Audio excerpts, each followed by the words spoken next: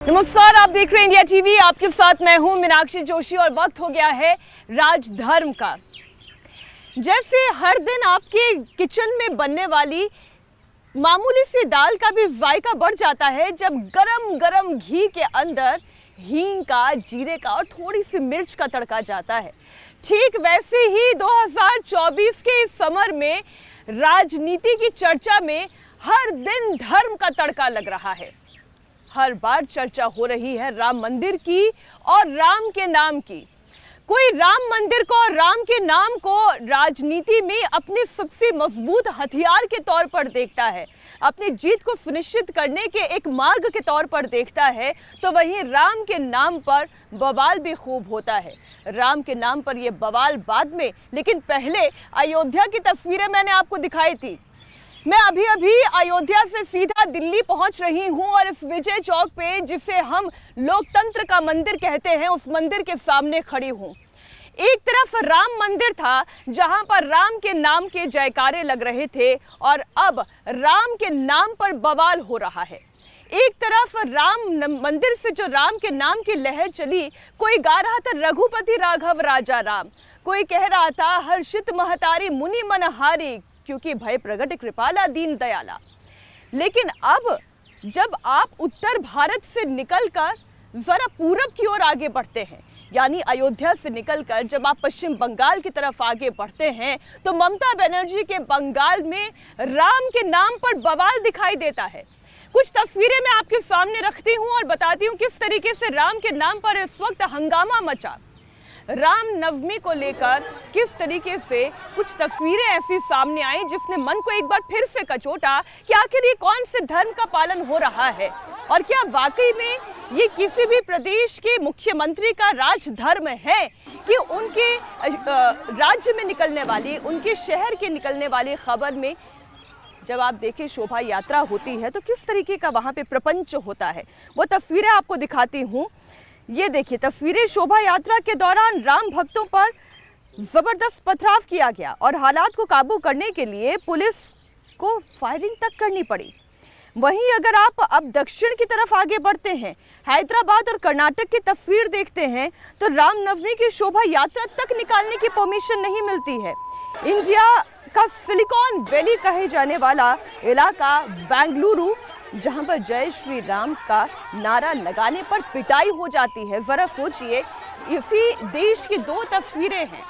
एक तस्वीर अयोध्या की है, एक तस्वीर पश्चिम बंगाल की है, एक तस्वीर बेंगलुरु की है जहां पर जय श्री राम का नारा लगाने पर पिटाई होने लगती है। ये तीनों तस्वीरें बताती हैं कि कैसे राम के नाम पर घमासान छिड़ा हुआ है। कहीं राम भक्ति में लोग लीन हैं, कहीं पे जुलूस है, कहीं पे पताका लहराता है तो गर्व से सिर ऊपर उठता है, तो कहीं पर राम के नाम पर ही इन्हीं पताकाओं को जलाया जाता है, बंदिशें डाली जाती हैं, राम भक्तों के ऊपर वार किया जाता है, हिंदू लड़कों की पिटाई की जाती है। सबसे पहले बात पश्चिम बंगाल की करते हैं। पश्चिम बंगाल के मुर्शिदाबाद की तस्वीर आपके सामने रखती हूँ, जहाँ पर अब से ठीक 17 घंटे के बाद आप जानते हैं पहले चरण का मतदान होना है।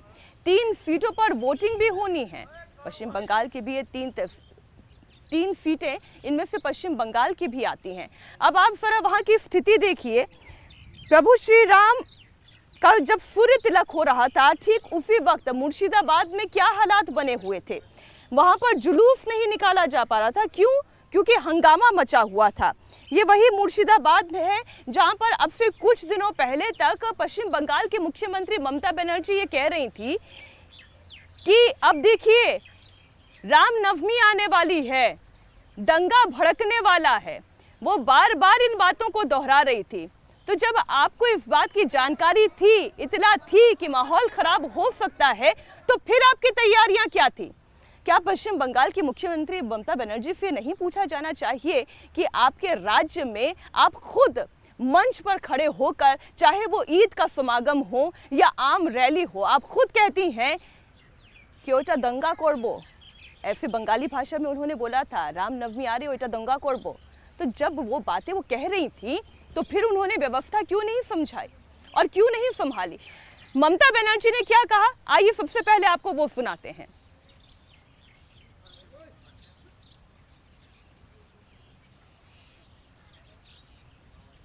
ममता बनर्जी ने जो कहा वो आपको सुनाते हैं, उसके आगे की खबर आपको दिखाऊंगी।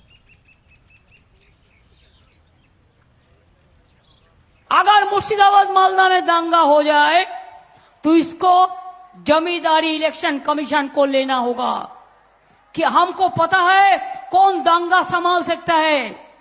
आप जानबूझ के बीजेपी का बात पे आप चुन चुन के ऑफिसर चेंज करता है। पश्चिम बंगाल में इसी के लिए अरे ऐसे थोड़ी ना,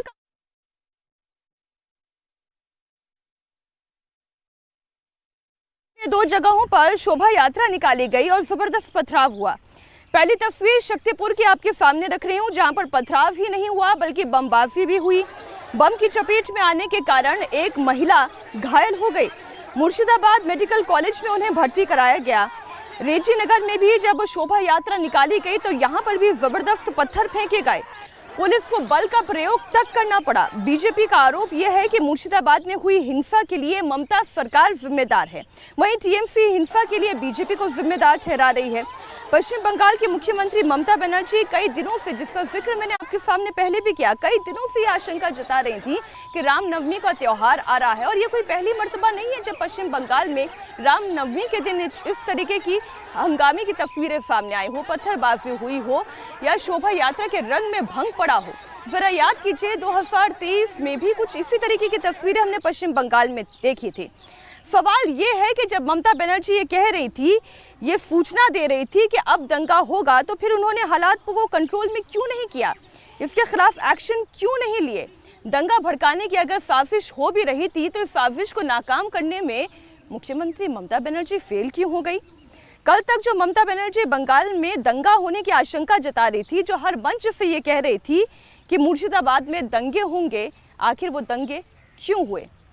भारतीय जनता पार्टी इस पूरे मामले में ममता सरकार को घेर रही है। उन्होंने साफ तौर पर कहा, दरअसल पश्चिम बंगाल के मुख्यमंत्री ना व्यवस्था संभाल सकती हैं और ना हिंदुओं की शोभा यात्राओं को सलीके से निकाल सकती हैं। आप सुनिए किस तरीके से बीजेपी ने ममता बनर्जी पर आरोप लगाया। पूरी ये ममता बनर्जी की प्लानिंग हो रही है और ममता बनर्जी बहुत कोशिश कर रही थी लोगों को उस्काने के लिए। लोग ठीक ठाक थे, हर जगह में शांतिपूर्ण तरीके से रामनवमी हो गया। एक जगह में ऐसा हो गया कि लोग ममता बनर्जी की ट्रैप में फंस गए और एक पूरी ममता बनर्जी की प्लानिंग है माइनॉरिटी वोट को कंसोलिडेशन करने के लिए। नहीं ऑब्वियसली हम चाहते हैं कि एनआईए का इंक्वायरी हो और जैसे इससे पहले जो हमला हुआ था पिछली बार, उसमें एनआईए का इंक्वायरी चल रहा है कोर्ट के आदेश से, उसी को एक्सटेंशन करना चाहिए। और जिस तरीके से एनआईए अभी डालखोला हो या हावड़ा हो या श्रीरामपुर हो, जो लोग पिछली बार हमला किए थे रामनवमी पर, अब उसका ट्रीटमेंट हो रहा है इन्हें, तो बाकी लोगों का भी ट्रीटमेंट हो। जैसे ममता बनर्जी ने प्रोवोकेशन कर रहा था, दंगा भड़का रहा था, मैं सारे हिंदू मुसलमान लोगों को धन्यवाद देना चाहता हूं। उसका भड़काने में लोग नहीं आए। फिर भी रेजीनगर में जो पथराव का घटना हुआ वो बहुत दुखददायक घटना है। इसीलिए हम लोग मांग करते हैं जो लोग पथराव किया उन लोगों का ऊपर कड़ा से कड़ा कार्रवाई करे। कारण जुलूस के ऊपर पथराई जो किया वो लोग जानबूझ के दंगा फैलाने का मतलब लेके, मकसद लेके एक काम किया। उन लोगों को हिरासत में लेना चाहिए और चुन चुन के उन लोगों के खिलाफ कार्रवाई होना चाहिए। देखिए बात यही है, इन सब लोग कम्युनल गेम खेल रहे हैं। भारतीय जनता पार्टी कोई कम्युनल गेम नहीं खेल रहा है। वो अधीर रंजन चौधरी गए थे वो कम्युनल उस्कानी देने के लिए और ऐसे जो व्यथा दिखाने के लिए। अभी चुनाव है इसलिए गए, इसीलिए लोगों ने तो देखते हैं ये सब बहुरूपी है अधीर चौधरी का माफिक। ऐसा बहुरूपी को कौन बहुरूप सहन करेंगे, इसलिए जनता उसमें प्रोटेस्ट किया और वो जनता को ही धक्का दे दिया। मुख्यमंत्री ममता बनर्जी कुछ बिहार में मुसलमान भाइयों और बहनों को मंच से ये बोला है कि जो लोग रामनवमी का मिছিল करते हैं वो लोग दंगा बनाने का कोशिश कर रहे हैं। कितना साहस है उनका। आज मुसलमान भाई बहनों को उस्काने का कोशिश कर रहे हैं हमारे मुख्यमंत्री, ताकि दंगा लगे, और इसी का विरोध करते हुए हम आज आए थे इधर। हमारा FIR लॉन्च करने के लिए। IC नहीं था इधर, ड्यूटी ऑफिसर था। हम IC से बात किया, IC बोले ठीक है ड्यूटी ऑफिसर को दीजिए। हम बोला आप ड्यूटी ऑफिसर को बोल दीजिए आपको आने का जरूरत नहीं है, आप ड्यूटी में हैं, आप उनको बोल दीजिए। फोन रखने के बाद ड्यूटी ऑफिसर बोले नहीं हम तो रिसीव नहीं कर पाएंगे। मुर्शिदाबाद में रामनवमी पर हुई ये पूरी हिंसा बड़ा चुनावी मुद्दा इसलिए बन सकती है क्योंकि इस बात की आशंका ममता बनर्जी पहले से जता रही थी और बीजेपी आरोप लगा रही है दरअसल ये ममता बनर्जी की तुष्टीकरण की राजनीति है और इसलिए रामनवमी पर न सिर्फ पिछली मर्तबा हिंसा हुई, इस बार भी कुछ वैसे हिंसक तस्वीरें देखने को मिली। आइए आपको बताते हैं वो क्या कारण है, एक एक ग्राफिक्स के जरिए समझाते हैं। दरअसल ममता बनर्जी ने आरोप लगाया कि अगर मुर्शिदाबाद में हिंसा भड़कती है तो इसके लिए चुनाव आयोग जिम्मेदार होगा। उन्होंने चुनाव आयोग को सीधा सीधा कटघरे में खड़ा कर दिया।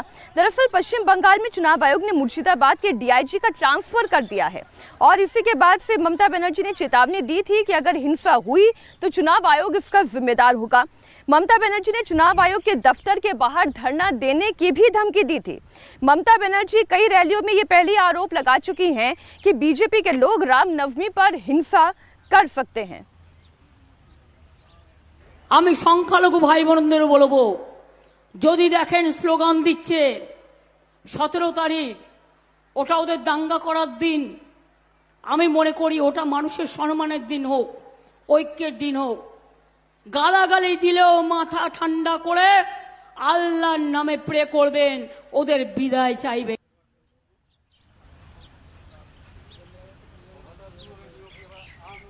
रामनवमी के मौके पर एक तरफ जहां पश्चिम बंगाल में आपने देखा किस तरीके से हंगामा हुआ, इसे लेकर राजनीति भी हो रही है, लेकिन तस्वीर केवल पश्चिम बंगाल की ऐसी नहीं है। जरा अब आपको पश्चिम बंगाल से दक्षिण की तरफ लेकर चलती हूँ, तेलंगाना लेकर चलती हूँ, जहां भी रामनवमी की शोभा यात्रा के दौरान ही बड़ा बवाल मच गया। एक एक तस्वीर आपके सामने रखती हूँ और इसके पीछे का कारण भी आपको समझाऊंगी। दरअसल दक्षिण के राज्य तेलंगाना में भी शोभा यात्रा के दौरान जमकर सियासी संग्राम हुआ। हैदराबाद में प्रशासन की इजाजत नहीं मिलने के बावजूद शोभा यात्रा निकाली गई। पहला सवाल तो यही है कि आखिर इजाजत क्यों नहीं दी गई और अगर शोभा यात्रा निकल जाती तो फिर ऐसा क्या बवाल खड़ा हो जाता। पहला सवाल तो यही है बहरहाल कि प्रशासन ने जुलूस की इजाजत नहीं दी थी, लेकिन इसके बावजूद शोभा यात्रा निकाली गई। हैदराबाद के गोशा महल इलाके में बीजेपी विधायक टी राजा सिंह ने शोभा यात्रा निकाली, जिसमें हजारों की संख्या में लोगों की भीड़ शामिल थी। दूर दूर तक भगवा झंडे लहराते हुए दिखाई दे रहे थे। शोभा यात्रा के कुछ ही घंटे पहले अचानक प्रशासन ने शोभा यात्रा को परमिशन देने से इनकार कर दिया, जिसके बाद टी राजा ने यह ऐलान किया कि कुछ भी हो प्रशासन को जो करना है वो करे, लेकिन शोभा यात्रा तो वो निकाल कर रहेंगे। शोभा यात्रा में हैदराबाद की बीजेपी कैंडिडेट माधवी लता भी शामिल थी। माधवी लता ने कहा कि हैदराबाद में जब रमजान के जुलूस को परमिशन मिल सकती है तो फिर रामलला के जन्मोत्सव को धूमधाम से क्यों नहीं मनाया जा सकता। रामनवमी की शोभा यात्रा निकालने की प्रशासन ने परमिशन क्यों नहीं दी। सबसे पहले आप सुनिए टी राजा ने किस तरीके से इस पूरे मामले पर सवाल खड़े किए। दिन पहले संसद में ये ओवैसी खड़ा होकर ये कहता है बाबरी मस्जिद मस्जिद है और बाबरी मस्जिद रहेगी।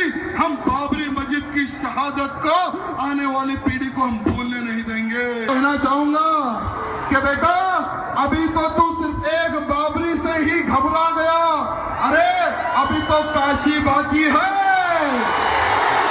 मथुरा बाकी है, अरे अभी तो 40,000 हिंदू मंदिर बाकी है।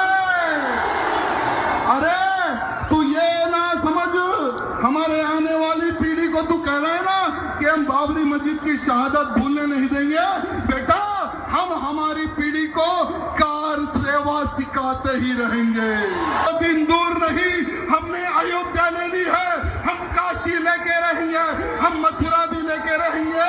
भारत में हमारे जितने मंदिरों को इन मुगलों ने तोड़ा है, सारे के सारे मंदिर हम वापस लेकर भव्य मंदिर बनाएंगे। अब इस खबर के जरा दो पहलू आप समझिएगा। एक पहलू वो है जो आपने देखा भी टी राजा के बयान में, अब कौन किसे भड़का रहा है और कैसे कौन भड़क रहा है। अगर रामनवमी का जुलूस निकालने की परमिशन दे दी जाती तो शांतिपूर्वक तरीके से ये जुलूस निकलता, ना हंगामा होता और ना टी राजा को मौका मिलता एक बार फिर से हिंदू और मुस्लिम के बीच में राम के नाम पर राजनीति करने का। और ना सिर्फ यहाँ पर राम मंदिर की बात हुई, बाबरी विध्वंस की बात हुई, बल्कि काशी मथुरा के साथ साथ उन बाकी मंदिरों की भी बात हुई जिन्हें किसी जमाने में मुगलों के काल में तोड़ा गया था। ये 24 का चुनाव है और हर मुद्दे को भुनाया जाएगा। और जैसा कि शुरुआत में ही कहा मैंने, धर्म और राजनीति का घालमेल तो इस चुनाव में होकर रहेगा। माधवीलता जो कि हैदराबाद से असदुद्दीन ओवैसी की 40 साल की सत्ता को चैलेंज कर रही हैं, अपनी पूरी ताकत के साथ वो डोर टू डोर कैंपेन कर रही हैं। वो भी शोभा यात्रा के परमिशन ना मिलने पर, हंगामा होने पर, जय श्री राम के नारे ना लगा पाने को लेकर नाराज दिखाई दी। क्या कहा माधवीलता ने, वो भी आपको सुनाते हैं। क्या हक बनता है यहाँ का राज्य को, यहाँ का गवर्नमेंट को, कि वो रमजान के टाइम पर जब इलेक्शन कोड था, यानी कि इलेक्शन कोड था, तब उसको रोके नहीं आप। लेकिन श्री राम नवमी को जो हम राजा सिंह भाई कई सालों से करते आए, हम त्योहार ही तो मना रहे ना। तो ये लोग क्या है कि चंग चरला में होली मनाते हैं तो सर फोड़ देते हैं, कांग्रेस बाहर नहीं निकलता है, AMIM बाहर नहीं निकलता है। की तस्वीर आपने देख ली, हैदराबाद की तस्वीर देख ली, एक तस्वीर आपको कांग्रेस शासित राज्य कर्नाटक की भी दिखा देती हूँ, जहाँ पर जय श्री राम बोलना हिंदू लड़कों के लिए कितना भारी पड़ गया उन्हें, उनकी कैसे जबरदस्त पिटाई की गई। पहले तस्वीरें आप देखिए, तस्वीर कर्नाटक से है जहाँ पर कांग्रेस की सरकार है। बेंगलुरु में 3 हिंदू लड़कों को जय श्री राम के नारे लगाने पर पहले तो रोका गया और फिर उनकी पिटाई कर दी गई। पिटाई करने वालों पर आरोप है कि उसने अल्लाहू अकबर के नारे लगवाए। इस घटना का वीडियो वायरल हुआ तो मामले पर बवाल बढ़ा, FIR भी दर्ज की गई। बताया ये जा रहा है कि रामनवमी के दिन बेंगलुरु के चिक्कबेताहल्ली में 3 हिंदू लड़के विनायक, D, पवन कुमार और राहुल अपनी गाड़ी से भगवा झंडा लगाकर कहीं जा रहे थे और इतने में 2 बाइक सवार वहां पर आ गए। हिंदू लड़कों को वहीं पर रोक लिया गया। वायरल वीडियो में ये दिख रहा है कि इनमें से एक कह रहा है कि जो जय श्री राम, अच्छा नो जय श्री राम, वो ये कह रहा है बाइक पर जो बंदा बैठा है कि नो जय श्री राम, ओनली अल्लाहू अकबर। जय श्री राम जय श्री राम जय श्री राम नो जय श्री राम ओनली अल्लाह अकबर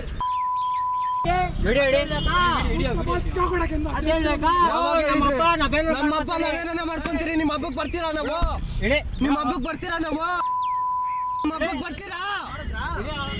आपने देखा नो जय श्री राम, ओनली अल्लाहू अकबर, इस तरीके के धार्मिक नारे जबरन लगवाए जा रहे हैं। जरा इसका दूसरा पहलू आप सोचिए, अगर उत्तर प्रदेश में हो रहा होता तो क्या असदुद्दीन ओवैसी इसके खिलाफ आवाज नहीं उठा रहे होते?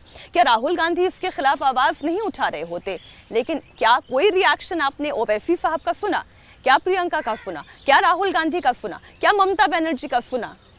यहाँ पर इनकी राजनीति में चुप्पी साध ली जाती है। खैर, तस्वीरें आपके सामने वो भी रखती हूँ कि इस पूरे मामले को लेकर बजरंग दल खासी नाराज नजर आ रही है।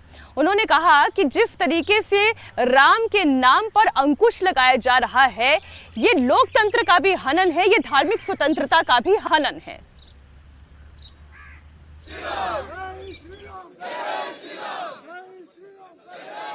जो हमारा साकर नगर का राहुल और 3 लड़कों को रास्ते में जाने के वक्त में वो जय श्री राम बोल रहे थे, उस वक्त में कोई कुछ मुस्लिम गुंडा लोग आके श्री राम मत बोलो, जय श्री राम मत बोलो, जय श्री राम मत बोलो, अल्लाह को अकबर बोलो, आपका नहीं चलेगा आगे, ऐसे बोल के उनको मारा है।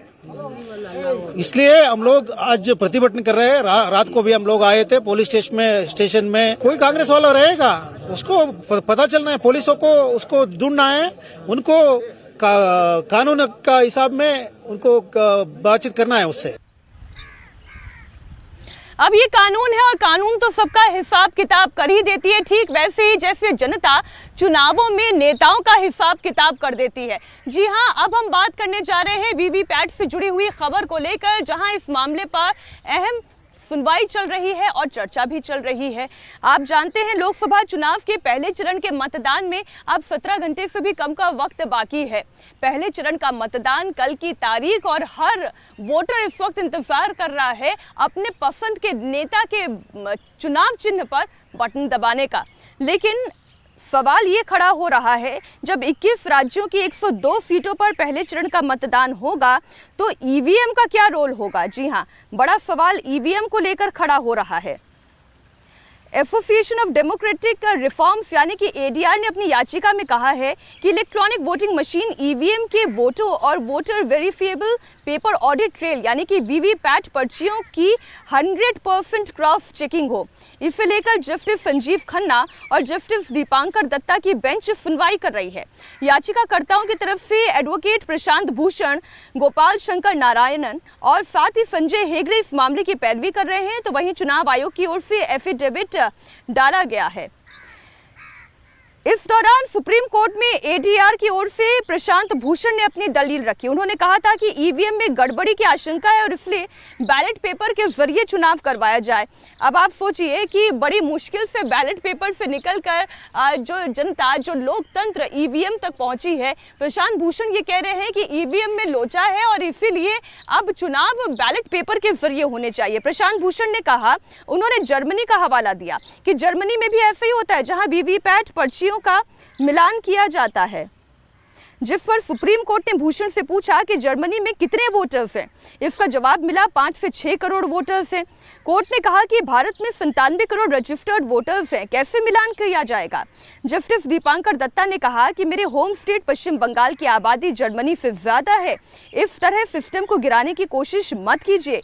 यूरोप के उदाहरण भारत में नहीं चल सकते। जब बैलेट से चुनाव होता था तब क्या होता था, ये हमें याद करना चाहिए। दरअसल आपको भी ध्यान होगा कि पूरे के पूरे जब रेगिंग होती थी, पूरे के पूरे बैलेट पेपर बॉक्सेस को लूट लिया जाता था। अपने हिसाब से मत पर्चियों में स्टैंप लगाकर मत पेटियां भरी जाती थी। वो दौर कौन भूल सकता है। और इसलिए इलेक्ट्रॉनिक वोटिंग मशीन के जरिए चुनाव की जब प्रक्रिया शुरू हुई तो ये प्रक्रिया और पारदर्शी हुई। लेकिन एक बार फिर से पीछे ले जाना चाहते हैं ये नेता हैं, ये वकील हैं, इनकी माया ये ही जाने। लेकिन सुप्रीम कोर्ट में पिछली सुनवाई के दौरान बैलेट बॉक्स की वकालत करने वाले याचिकाकर्ताओं को जमकर फटकार लगी थी, तो आज उसमें चुनाव आयोग से बड़े सवाल भी पूछे गए।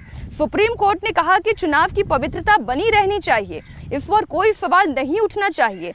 आज सुनवाई के दौरान चुनाव आयोग के एक्सपर्ट अधिकारी सुप्रीम कोर्ट में पेश हुए और इस मामले की सुनवाई कर रहे जस्टिस खन्ना ने भी इस पूरे मामले पर जानकारी दी।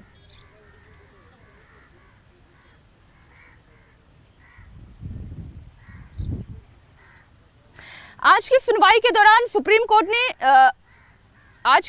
दौरान चुनाव आयोग ने सुप्रीम कोर्ट में ये साफ कहा कि इलेक्ट्रॉनिक वोटिंग मशीन में छेड़छाड़ संभव नहीं है। चुनाव आयोग के एक्सपर्ट का कहना है कि ईवीएम के प्रोग्राम मेमोरी को बदलना नामुमकिन है। चुनाव आयोग ने साफ किया कि ईवीएम में पहले से कोई डेटा स्टोर नहीं किया जा सकता। अच्छा, आप याद करिए कि ईवीएम को लेकर चुनाव आयोग ने बाकायदा एक हैकाथॉन किया था और उसमें उन्होंने सभी पॉलिटिकल पार्टीज से लेकर इंडिविजुअल्स को भी आमंत्रित किया था और उसमें कहा गया था कि आप ये साबित करके दिखाएं कि ईवीएम हैक की जा सकती है। ना उस वक्त प्रशांत किशोर सामने आए थे, ना ईवीएम पर सवाल उठाने वाले राहुल गांधी सामने आए थे, ना ईवीएम पर सवाल उठाने वाली आम आदमी पार्टी सामने आई थी। लेकिन इसके बावजूद ईवीएम को लेकर लगातार सवाल खड़े किए जाते रहे हैं। चुनाव आयोग ने कहा कि मौजूदा नियमों के मुताबिक वोट डालने के 7 सेकंड बाद तक वीवीपैट मशीन पर लाइट जलती है। संजय हेगड़े ने सभी वोटों को वीवीपैट से मिलाने का समर्थन भी किया। उन्होंने कहा कि काउंटिंग तुरंत होनी चाहिए, चुनाव आयोग चाहे तो इसका ऑडिट बाद में करे। संजय हेगड़े ने चुनाव आयोग के इस तर्क को खारिज कर दिया कि अगर सभी वोट को वीवीपैट के जरिए मिलाया जाएगा तो काउंटिंग पूरा करने में कई दिन का वक्त लग जाएगा। अब आप ये अंदाज लगाइए सोचिए कि अगर 4 जून को नतीजा आना है और अगर हर एक वोट का 140 करोड़ की आबादी है, इतनी बड़ी संख्या में अगर मतदाताओं के मतों को वीवीपैट की पर्चियों से मिलान किया जाता रहेगा तो फिर कब तक नतीजा सामने आएगा। एक तरफ सुप्रीम कोर्ट ने सभी वोटों को वीवीपैट से मिलाने के बाद जब वहां की गई तो कांग्रेस पार्टी बैलेट बॉक्स से वोटिंग कराने की बात कह रही है। राहुल गांधी के बाद प्रियंका गांधी ने भी उसी बात को दोहराया। उन्होंने ईवीएम पर शक जताया और कहा कि अगर वोटिंग में गड़बड़ी नहीं हुई है तो बीजेपी को 180 से ज्यादा सीटें नहीं मिलेंगी। किस आधार पे ये कह रहे हैं कि ये 400 पार होंगे, यही जाने। कह रहे हैं 370। हाँ, या 370 अच्छा, या तो इन्होंने कुछ गड़बड़ पहले से कर रखी है कि इनको मालूम है कि हमें 400 मिलने वाले हैं, है कि नहीं? नहीं तो इस तरह ज्योतिषी की तरह कैसे कह सकते हैं कि क्या मिल रहा है। हम इतना कह सकते हैं कि अगर इस देश में आज के दिन ऐसा चुनाव हो जिसमें कोई गड़बड़ी नहीं हो, जिसमें ईवीएम में कोई गड़बड़ी नहीं है, तो मैं दावे के साथ कह सकती हूँ ये 180 से ज्यादा सीट नहीं ले सकते, उससे भी कम लेंगे। अब इस पूरे मामले में दिग्विजय सिंह भी खुलकर ईवीएम के खिलाफ आशंका जता रहे हैं। वो खुद तो चुनाव नहीं लड़ रहे हैं, लेकिन वो ये जरूर कह रहे हैं कि ईवीएम को क्लीन चिट तो नहीं दी जा सकती, कुछ ना कुछ संशय तो ईवीएम को लेकर बना हुआ है। क्या कहा दिग्विजय सिंह ने, आइए आपको बताते हैं। मैं चाहता था मतदान बैलेट पेपर से हो, क्योंकि मुझे ईवीएम पर भरोसा नहीं है। लेकिन जब मुझे पता पड़ा कि माननीय चुनाव आयोग अगर 384 से ज्यादा भी होंगे तो वो एक कंट्रोल यूनिट और लगा के 24 और लगा देंगे, नागनी की 384 और फॉर्म भी भर दो तो वो ईवीएम से चुनाव कराएंगे। तो फिर इस बात पर जब जानकारी मिली तो मैंने पुनर्विचार किया और फिर कहा कि चलिए अब ईवीएम से संघर्ष करेंगे। नरेंद्र मोदी जी ने पहला चुनाव लड़ा 2002 में, मैं चुनाव 1977 से लड़ रहा हूं, मैं जानता हूं क्या है क्या नहीं है।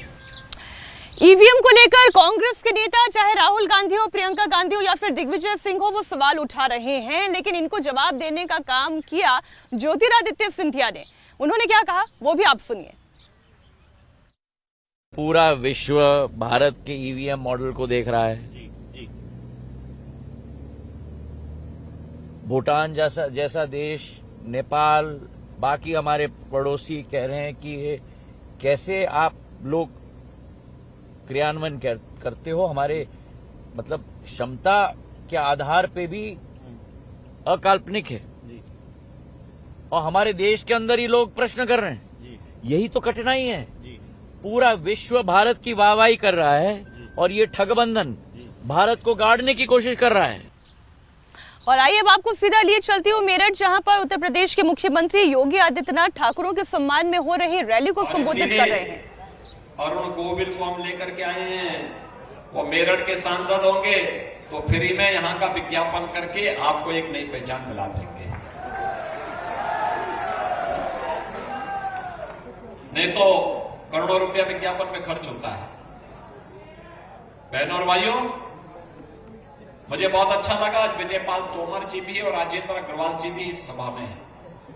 विजयपाल तोमर जी तो संगठन के कार्य से उड़ीसा में थे, उड़ीसा में सीधे कल शाम को ही वे आए हैं और यहां पर रह करके आज वह अरुण गोविल के समर्थन में अपने गांव में यहां पर आप सबका आह्वान करने के लिए आए हैं। राजेंद्र अग्रवाल जी और मैं दोनों लोग तो बहुत दिनों तक सांसद थे। लगातार वे मेहनत करते थे, काम करते थे, विकास के लिए लगे रहते थे, लगातार काम करते थे और आज उनका भी सानिध्य से अरुण गोविल जी को प्राप्त हो रहा है और इसीलिए आज हम सब आपके पास आए आपसे कहने के लिए, बहनों और भाइयों, हमें विकसित भारत चाहिए। न केवल हम बल्कि आने वाली पीढ़ी उसका लाभ प्राप्त कर सके और देश के बारे में वही सोचेगा जिसके लिए देश प्राथमिकता हो, नेशन फर्स्ट। और इसी हम कहते हैं चुनाव नेशन फर्स्ट और फैमिली फर्स्ट के बीच में है। जिन लोगों के लिए परिवार महत्वपूर्ण है, बहनों और भाइयों, वे लोग इस चुनाव में सपा, बसपा, कांग्रेस की बात कर रहे होंगे, लेकिन जिनके लिए राष्ट्र प्रथम है, नेशन फर्स्ट है, वे भारतीय जनता पार्टी के प्रत्याशी का समर्थन करते हुए पूरी मजबूती के साथ काम कर रहे हैं। और इसलिए पूरे देश के अंदर एक आवाज है कि फिर एक बार, अब की बार।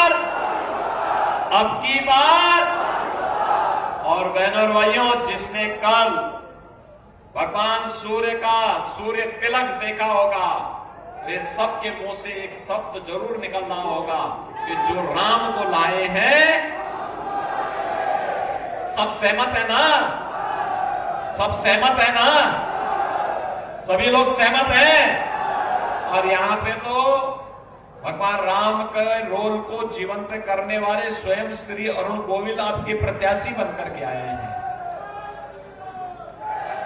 अरुण गोविल बनकर के घर घर जाएंगे, घर घर जाकर के 26 अप्रैल के लिए कमल चुनाव चिन्ह पर वोट देने के लिए लोगों का आह्वान करेंगे।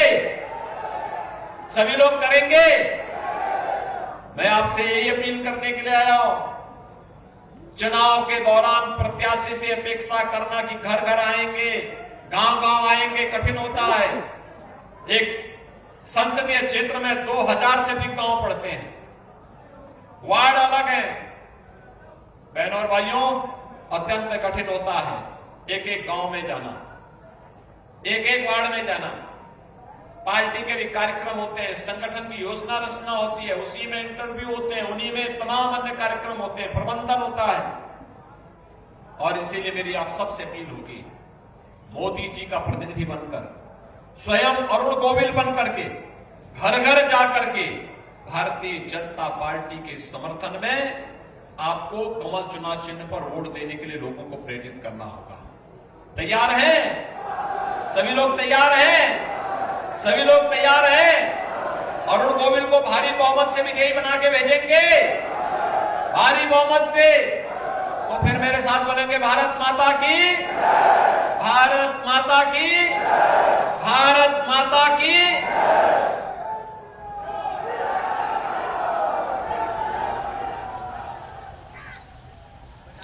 आपने सुना उत्तर प्रदेश के मुख्यमंत्री योगी आदित्यनाथ को, और मेरठ का ये जो बैटल ग्राउंड है बड़ा इंटरेस्टिंग है। बीजेपी हमेशा से अपने उम्मीदवार को लेकर यहाँ पर श्योर थी और उनकी पॉपुलैरिटी भी हर घर में जानी जाती है। आप जानते हैं, राम का किरदार निभाकर चर्चित हुए अरुण गोविल का चेहरा कौन से घर में नहीं पहचाना जाता है। और इसलिए जब राम मंदिर का निर्माण हो गया, राम के नाम की लहर चल रही है, तो अरुण गोविल से अच्छा नाम और इस मेरठ सीट के लिए और क्या हो सकता था। और वैसे भी मेरठ सीट के बारे में अगर बात करें तो ये लगातार बीजेपी के लिए एक जिताऊ सीट साबित होती आई है। राजेंद्र अग्रवाल इससे पहले से यहाँ पर जीतते आए हैं, लेकिन इस बार दांव खेला गया है अरुण गोविल पर। और वहीं अगर इंडिया अलायंस के चेहरे की बात की जाए तो यहाँ पर चुनौती कोई बहुत ज्यादा मुश्किल नहीं दिखाई दे रही है। और इस बीच दिल्ली के मुख्यमंत्री अरविंद केजरीवाल से जुड़ी हुई एक बड़ी खबर आ रही है। आपको बता दें, दिल्ली के मुख्यमंत्री अरविंद केजरीवाल, जो कि इस वक्त कथित शराब घोटाला मामले में लगातार ईडी की जुडिशियल कस्टडी में हैं, उनसे पूछताछ का सिलसिला क्या एक बार फिर से शुरू होने जा रहा है। बड़ी खबर आपको बता दें अरविंद केजरीवाल से जुड़ी हुई। केजरीवाल बड़ा दावा ये कह रहे हैं, केजरीवाल पर बड़ा खुलासा आ रहा है। ईडी ये कह रही है कि अरविंद केजरीवाल जानबूझकर मीठा खा रहे हैं। घर का खाना खाने के साथ साथ अरविंद केजरीवाल की ये जो वजन कम होने की खबर पहले आतिशी दे रही थी ना, कि अरविंद केजरीवाल बहुत बीमार हैं और उनका वजन बहुत तेजी से गिर रहा है, ऐसा नहीं है। बल्कि ईडी का दावा ये है कि वो जानबूझकर मीठा भी खा रहे हैं, घर का खाना उन्हें दिया जा रहा है, वो घर का खाना भी खा रहे हैं और घर का खाना खाने के बाद ही उनका वजन बढ़ा है। जेल में घर से आलू पूरी मंगाई जा रही है, आम मंगाए जा रहे हैं, मिठाई मंगाई जा रही है। अगर अरविंद केजरीवाल वाकई में सीवियर डायबिटिक पेशेंट है, जो कि वो हैं, और ये तो प्रूव्ड है, कई बार इस बारे में चर्चा हो चुकी है, उनके डॉक्टर्स भी ये बात कह चुके हैं, तो फिर वो मीठा क्यों खा रहे हैं। और इसी बीच बड़ी खबर सीएए से जुड़ी हुई। कांग्रेस के पूर्व नेता संजय निरुपम ने सीएए को लेकर सवाल खड़े किए हैं और ये सवाल कांग्रेस पार्टी पर खड़े किए गए हैं।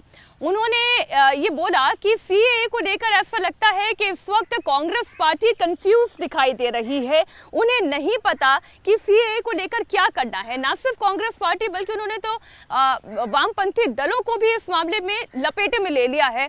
अब संजय निरुपम बड़े लाग लपेट के बोलना जानते हैं, हमारे साथ जुड़ भी गए हैं। संजय जी, बहुत स्वागत है आपका।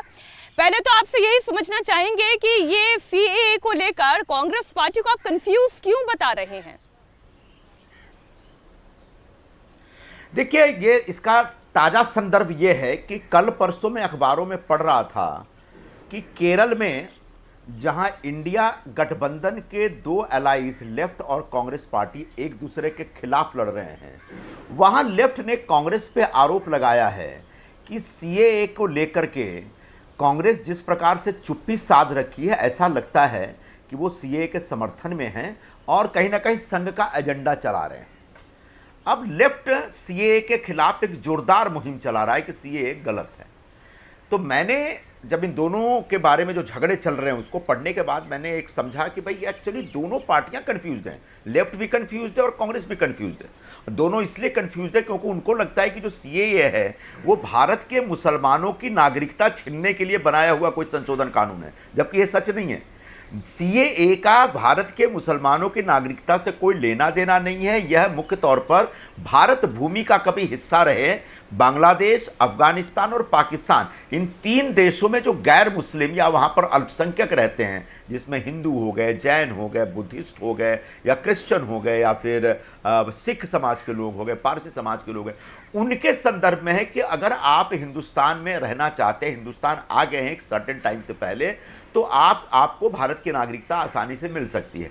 इसके पीछे तर्क यह है कि जो वहां पर ये तीनों देश हैं ये प्रीडोमिनेंटली मुस्लिम देश हैं और ये मुस्लिम इस्लामिक जमहूरियत वहां पर स्थापित भी हो चुका है। तो ऐसे में जो वहां के मुसलमान हैं उनको प्रथम दर्जे का नागरिक माना जाता है, जबकि जो अल्पसंख्यक हैं उनको दूसरे दर्जे का नागरिक माना जाता है। ऐसे में भारत जो इस इलाके का एक बहुत बड़ा देश है और बहुत बड़ी भूमिका निभाने वाला, एक बड़े भाई की भूमिका निभाने वाला देश है और भारत की परंपरा रही है उदारता, दयालुता, और अगर कोई किसी पर कोई कष्ट हो रहा है, तकलीफ आ रही तो उसको संरक्षण दे, उसको समर्थन दे।